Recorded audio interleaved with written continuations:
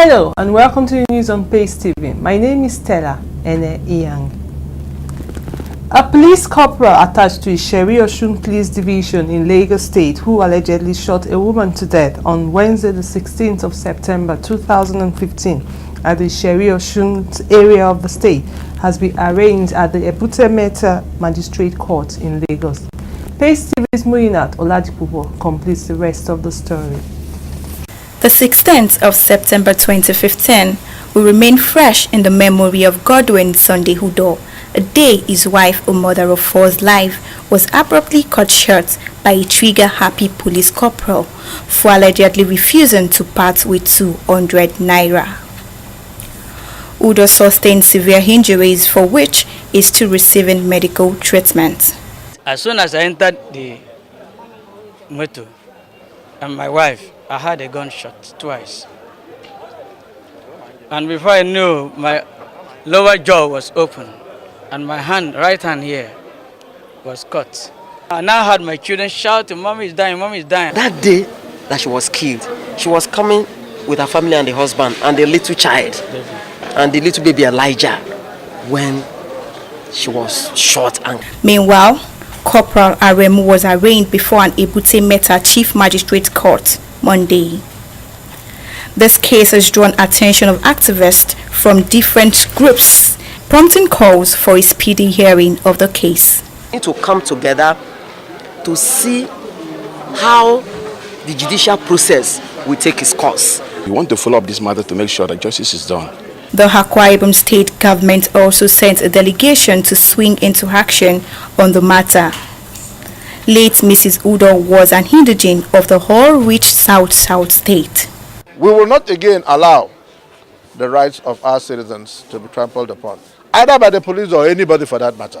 The case has been adjourned to 25th of November 2015.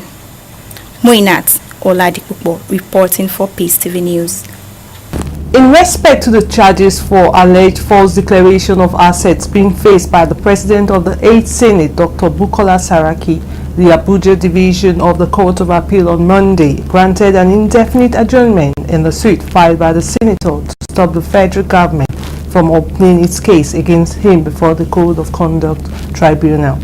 Despite the fact that the Court of Appeal initially slated yesterday the 19th of October 2015 for the delivery of judgment on whether or not Senator Bukola Saraki should submit himself before the Justice Danladi Umar-led panel tomorrow the 21st of October, Mrs. Christine Aruna, a senior registrar of the court, informed all the parties that the judgment has been deferred indefinitely.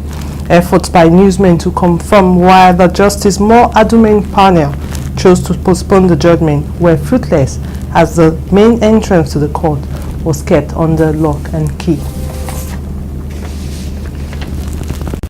The Independent National Electoral Commission INEC may be forced to alter the timetable for the governorship election in Kogi and Bayelsa states. This is being considered due to the operational challenges posed by the retirement of most of its national commissioners whose tenure has expired and the non-constitution of the new INEC Management Board. It was also reported that apart from the absence of duly appointed national commissioners and resident electoral commissioners, INEC is also facing constraints occasioned by the freezing of its accounts by the Central Bank of Nigeria (CBN) for non-compliance with the policy on the transfer of funds to the Treasury single account as directed by the federal government. The Nigerian Armed Forces say they are working hard to ensure that Boko Haram is flushed out of the nation's territory within the next 3 months deadline given by President Muhammadu Buhari. After a meeting with President Buhari on Monday, the Chief of Defense Staff Major General Bayomi Olanishakin said that the deadline of December was achievable. According to him, the meeting had become to review the operations of the military after 60 days in the new order. It was also revealed that the president would be meeting with the service chiefs in a few days in continuation of the review as the deadline draws nearer.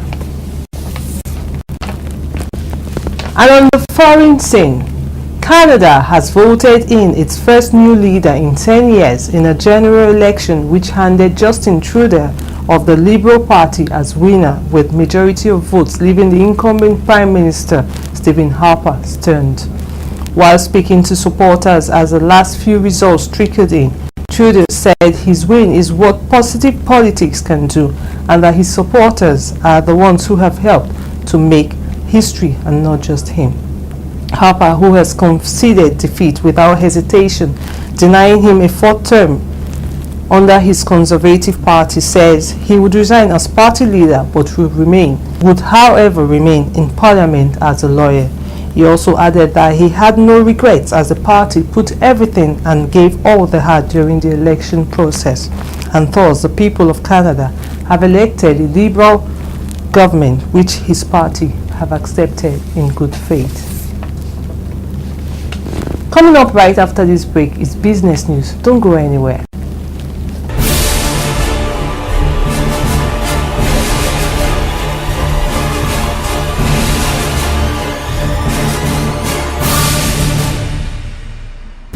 It's good to have you back. The Nigerian Electricity Regulatory Commission (NEC) has disclosed that the new electricity tariffs proposed by the distribution companies for approval will be ready for implementation by the end of the month of October. NEC, at its recent public consultation where the proposed new retail electricity rates were jointly reviewed by various stakeholders, explained that it would first review the figures by the distribution companies, taking into consideration the diverse views of consumer groups who were at the consultation before approving any rates. The submissions made by the distribution companies disclosed showed that they had proposed overwhelming increase in their current charges to consumers. Still on business, the nation is likely to face an economic crisis in 2016 if activities in the agricultural and manufacturing sectors are not revived. These are words of the Central Bank Governor, Mr. Godwin Emefiele, who highlighted some of the observations of the Monetary Policy Committee in Abuja. Mr. Emefiele said that concerted efforts must be made to improve the non-oil sector's contribution to the gross domestic product. He, however, said that the impact of the Treasury single account on bank liquidity has remained moderate. Following the World Bank report, which estimates the number of poor Nigerians as 58 million, with more than half of the figure from northeast and northwest of Nigeria, the federal government has been asked to use agriculture to reduce the poverty rate in the country. In an interview with one of our correspondents in Port Harcourt, Rivers State capital, some residents said government should focus more on agriculture like in the past when the sector was the mainstay of the nation's economy. This will help, according to them, to reduce the level of poverty in the country, as its eradication will go a long way on the fight for human rights and dignity. The professor of agriculture at the Obafemi Awolowo University, Ile-Ife, Professor Oluyemisi Akinyemiju, advised government to boost food production in the country by implementing policies to reform the agricultural sector. Professor Akinyemiju also added that the government should zero in on the technology base of farmers for them to be productive, as food production remains the best way to boost the nation's economy while reducing the poverty rate in the country. Nigeria recently rebased its GDP to become the largest economy in Africa, but the move has not resulted in food on the tables of most average Nigerians.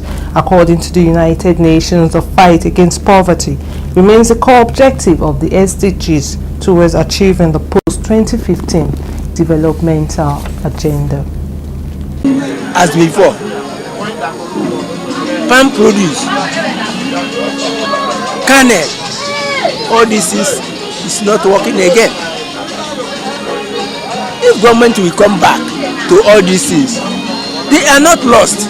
Using agriculture to fight poverty, the best we know, providing incentives from them as farmers, then equipping them with little farm products to plant materials.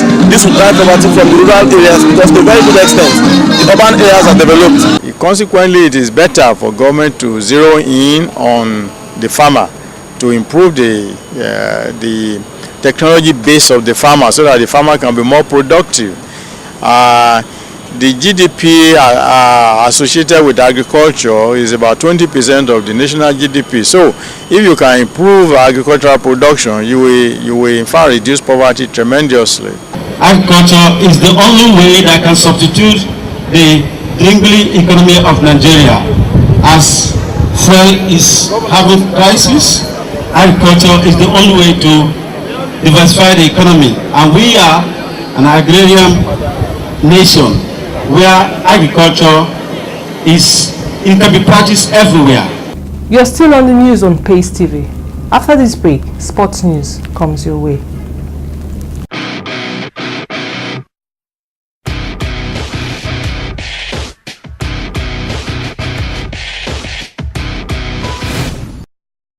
Welcome back.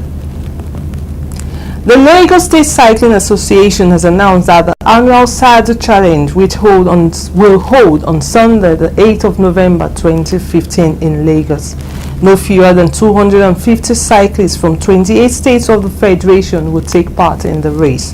The race will be competed for in 5 major categories, namely men's professional, women's professional, men's recreational, women's recreational, clubs and children. The overall winner of the race will get a cash reward of 2 million naira. Nigeria forward Emmanuel Emenike has announced his retirement from international football at the age of 28, becoming the second player after Vincent Iyema to sign out of the senior national team. The Al-Ain player, who was top scorer at the 2013 African Cup of Nations in South Africa, took the decision for peace to reign in the Super Eagles camp, where he felt should not be just a family house or a threat zone to any individual.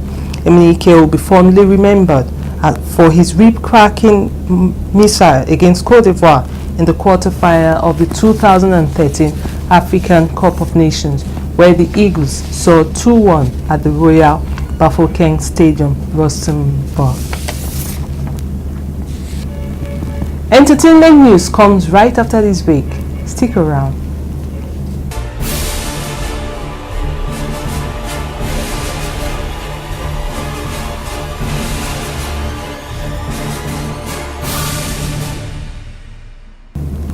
Welcome back. In the spirit of Thanksgiving, following a successful brain surgery, ex-comedian Julius Dreisig is reviving his musical prowess. He revealed a few hours ago that he is shooting a gospel video for his new song titled Second Chance. The video is set in a field where he had a choir as backup to sing praises to God for giving him a second shot at life. And finally, on the foreign scene, reports have it that Khloe Kardashian has put the brakes on her relationship with James Harden in the wakes of Lamar Odom's medical crisis. Khloe has been by Lamar's side in the hospital, and she will stay with him during his rehab, which will last for many months. And that has been the news on Pace TV. Thank you for staying around. Once again, my name is Stella. Bye for now.